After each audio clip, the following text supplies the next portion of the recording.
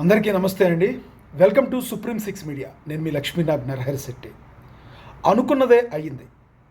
ఎట్టకేలకు పిఠాపురం నుంచి టీడీపీ అధిష్టానం శ్రీవత్సవాయి వర్మని పక్కకు తప్పించింది, సస్పెండ్ చేసింది అధిష్టానం.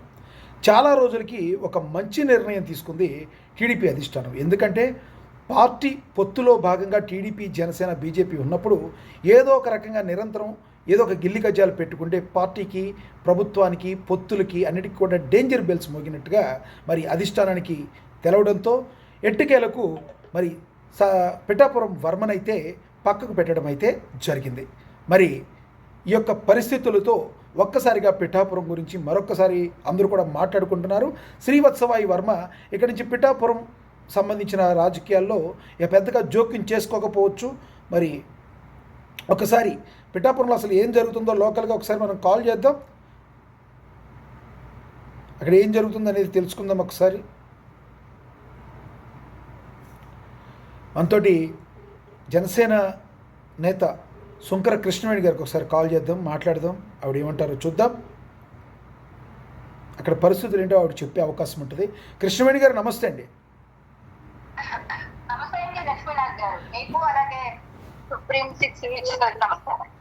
కృష్ణవేణి గారు, ఏంటి ఎట్టకేలకు టీడీపీ అధిష్టానం ఒక నిర్ణయం తీసుకుంది, పిఠాపురం రాజకీయాల నుంచి మరి వర్మని సస్పెండ్ చేసినట్టుగా తెలుస్తుంది.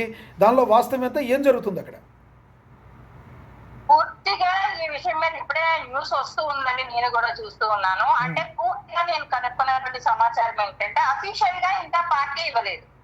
పార్టీ అఫీషియల్ గా లెటర్ రిలీజ్ చేయడం మామూలుగా జరుగుతుంది కాబట్టి అఫీషియల్ గా లెటర్ ఇవ్వలేదు. ఆల్రెడీ న్యూస్ లో చూస్తూ ఉన్నాను సార్, ఇప్పుడు మీరు చేసినట్టుగానే న్యూస్ కూడా స్క్రోల్ అవుతుంది, అనేక దానిలో వస్తూ ఉంది. కానీ ఇక్కడ పిఠాపురం లో వర్మ గారిని ఇన్ఛార్జి బాధ్యతల నుంచి తప్పించి ఒక కమిటీ, ప్రత్యేకమైనటువంటి ఒక కమిటీని అక్కడ నియమించింది టీడీపీ అధిష్టానం అని తెలిసి వస్తుంది సార్. కాకపోతే ఇప్పటికైనా సరే కానీ మంచి నిర్ణయం తీసుకున్నట్టుగా అనిపిస్తూ ఉంది. అంటే ఎన్డీఏ కూటమి అలయన్స్ గురించి మీకు తెలుసు. అంటే పవన్ కళ్యాణ్ గారు అక్కడ డిప్యూటీ సీఎం గా ఉన్నారు. అక్కడ పిఠాపురం నియోజకవర్గ శాసనసభ్యులు కూడా.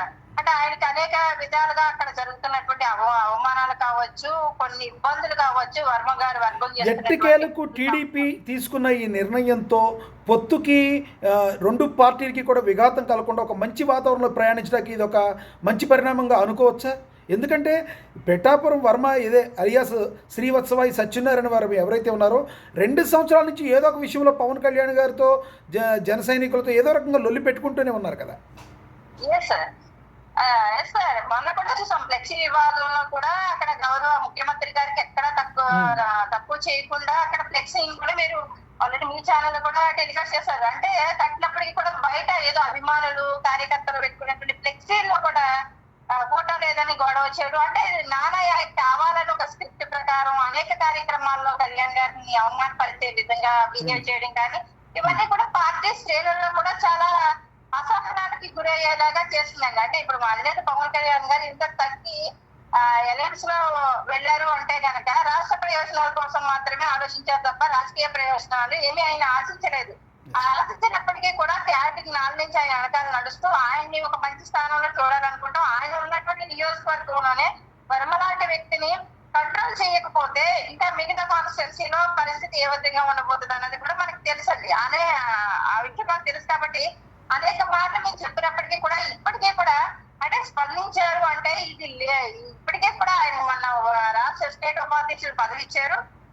అలాగే టీడీపీ అధిష్టానం కూడా వర్మ గారిని బాగానే గౌరవించింది. కానీ నియోజకవర్గంలో బాధ్యత నుంచి తప్పించడం అయితే మాత్రం అది మంచిదేనండి. ఎన్ఎస్ కు సంబంధించినంత వరకు అంటే పవన్ కళ్యాణ్ గారికి జరుగుతున్నటువంటి అవమానానికి సంబంధించి అంటే ఆయనకి అవమానం జరిగితే మా అందరికి అవమానం జరిగినట్టుగా మేము ఫీల్ అవుతూ ఉంటాం ప్రతి చోట కూడా. సో రానున్న రోజుల్లో ఎక్కడ అవమానం జరగకుండా ఆయన గౌరవప్రదమైనటువంటి పొజిషన్ చూడాలని జనసేన కేంద్రం కూడా అనుకుంటాం. ఎందుకంటే మా అధినేత ఎలా గౌరవిస్తారో అలాగే మేము కూడా గౌరవిస్తాం. అనుభవజ్ఞమైనటువంటి చంద్రబాబు నాయుడు గారి నాయకత్వం రాష్ట్రానికి కావాలని కోరుకున్నాము. రాష్ట్ర ప్రయోజనాల కోసం మాత్రమే మేము జనసేన కలిసి ఏరియాన్స్లో వెళ్తాం సార్. చెప్పండి, రానున్న రోజుల్లో ఈ పిఠాపురం సంబంధించి ఏ ప్రాబ్లం ఉండవని మీరు భావిస్తున్నారా? సార్ ముందు కూడా చెప్పాము, మాకు టీడీపీ కార్యకర్తలకి మాకు ఎటువంటి గొడవ లేదు. టీడీపీ నాయకులకి మాకు ఎటువంటి గొడవ లేదు. పిఠాపురాన్ని కూడా అక్కడ వర్మ గారి వర్గం మాత్రమే ఉంది కాబట్టి సో వర్మలోని టీడీపీ బలమైన టీడీపీలో మళ్ళీ ఒక వర్మ వర్గం అంటూ రావడం ఇది టీడీపీకి అత్యధిక తలనొప్పులు అంటారు మీరు జనసేన కంటే కూడా. చాలా అండి. టీడీపీ మాకంటే కూడా ఇప్పుడు ఎఫెక్ట్ పడింది దేని మీద పడిందంటే టీడీపీ మీదే పడింది. ఇప్పుడు జనసేన పార్టీ అధినేత పవన్ కళ్యాణ్ గారు ఉన్నారండి. ఆయన రాష్ట్ర ప్రయోజనాల కోసం పొత్తు పెట్టుకుని వెళ్ళారన్నది రాష్ట్ర ప్రజలందరికీ తెలుసు. ముఖ్యమంత్రి గారిని ఆ రోజు జైల్లో పెట్టినప్పుడు కూడా పవన్ కళ్యాణ్ గారు ఒక స్టెప్ దిగి ఈ రోజు ఇలాంటి అరాచకమైనటువంటి పాలన నుంచి ప్రజలను రక్షించాలని ఆయన ఒక స్టెప్ తీసుకుని ఆ రోజు మా పార్టీ ఎంత ప్రపంచంగా ఉందో ఆ రోజు మాకు తెలుసు. మాకు ఒంటరిగా వెళ్ళినా మాకు 2019 ఎన్నికల దానికంటే కూడా ఆటోమేటిక్ గా వైసీపీ నుంచి కూడా చాలా ఓటింగ్ మాకు స్ప్లిట్ అయ్యేది. ఆ అవకాశాలు కూడా మాకు ఉన్నాయి. ఆ రోజు టీడీపీ నాయకులు చాలా మంది మమ్మల్ని సంప్రదించినటువంటి పని ఇది కూడా ఉంది ఆ రోజు పరిస్థితులను బట్టి. కానీ అవన్నీ కూడా పక్కన పెట్టి అనుభవజ్ఞమైనటువంటి ఆ వ్యక్తి ఏమిగా ఉంటే రాష్ట్రం బాగుంటుందని మా అధినేత పవన్ కళ్యాణ్ గారు ప్రజల కోసం ఆలోచించి పొత్తులో వెళ్ళడం జరిగింది. వాళ్ళు అనేక మాటలు పవన్ కళ్యాణ్ గారిని విజయ్ గారిని చూసి మాట్లాడుతూ ఉన్నారు. ఆయన ఎందుకు ఆ స్టెప్ తీసుకుని ముందుకు వెళ్ళారు అన్నది మాకు తెలుసు. తక్కువ మాత్రాన ఆయన తక్కువ అయిపోరండి. అంటే ఆయన భోగశంకర్ లాంటి వ్యక్తి. అది రాష్ట్ర ప్రజలందరికీ తెలుసు. ధన్యవాదాలు అండి కృష్ణవేణి గారు మీ అభిప్రాయాన్ని తెలియజేసినందుకు. థ్యాంక్ యూ అండి. రైట్, చూసాం కదా ఈ రోజున ఏదైతే మరి టీడీపీ అధిష్టానం శ్రీవత్సవాయి వర్మని పిఠాపురం వర్మని మరి అక్కడ పిఠాపురం నుంచి పక్కకు జరిపింది, మరి ఒక రకంగా సస్పెండ్ చేసిందని కూడా మరి పార్టీ వర్గాలు అయితే చెప్తున్నాయి. ఇప్పటితో ఈ యొక్క పిఠాపురంకి సంబంధించి జన సైనికులకి కావచ్చు, కొంతమంది వర్మ యొక్క అనుచరులకు కావచ్చు, ఇవన్నీ కూడా ఈ అంతర్గత లొల్లిలకి పులి స్టాప్ పెట్టాలని గౌరవ చంద్రబాబు నాయుడు గారు అయితే మరి గతంలో కూడా చెప్పున్నారు. ఇప్పుడు తను తీసుకున్న స్టాండ్ ద్వారా మరొకసారి ఇదొక రుజువైంది.